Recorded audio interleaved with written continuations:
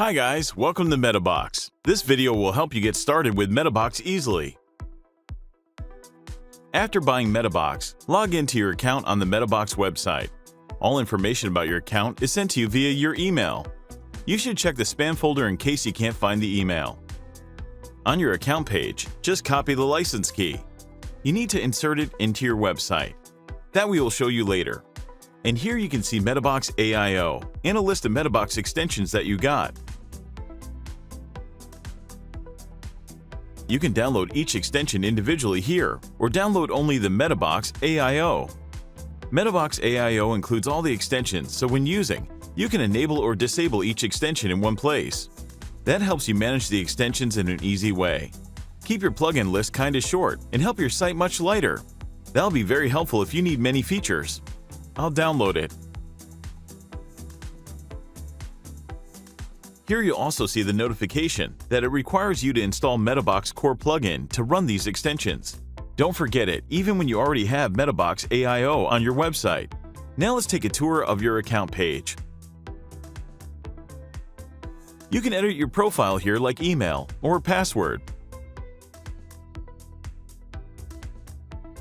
Okay, now go to the website.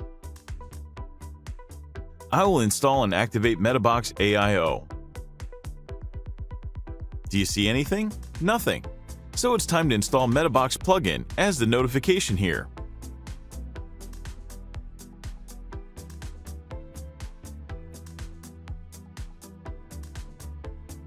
Now a Metabox menu appears on your dashboard.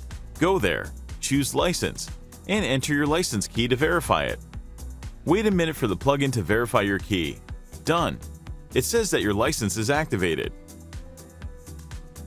Next, I'll go to the extension. This is the Metabox AIO that I installed. In default, all features are enabled. You can tick or untick to enable or disable them. When you disable any extension, it's not loaded to keep your site unbloated. Hover here to see the description of each extension or click it to visit the introduction page. If you want to learn more about each one, here is the link to the documentation and the support forum.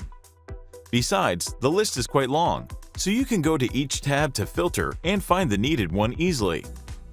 Note that the extensions with the yellow sign here require you to install the corresponding plugin.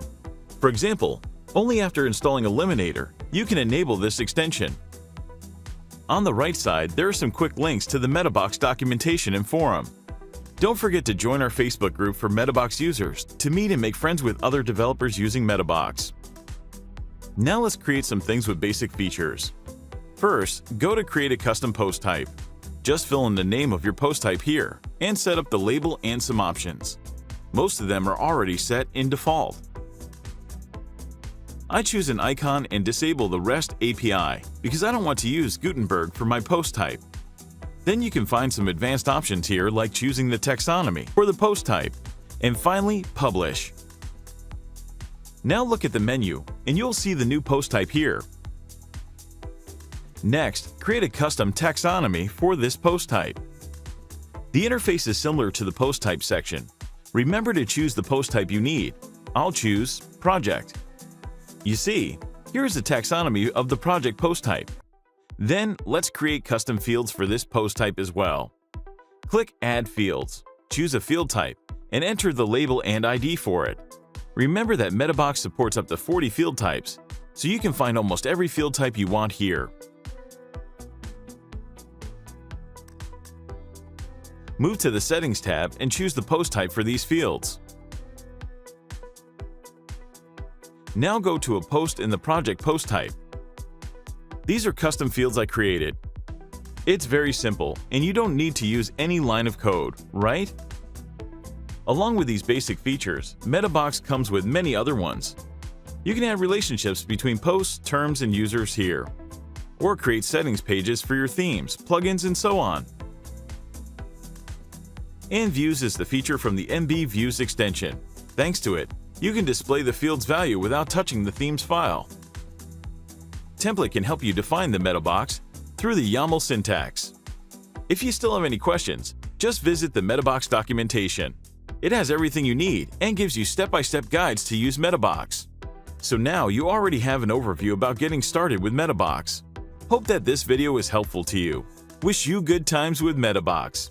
Bye!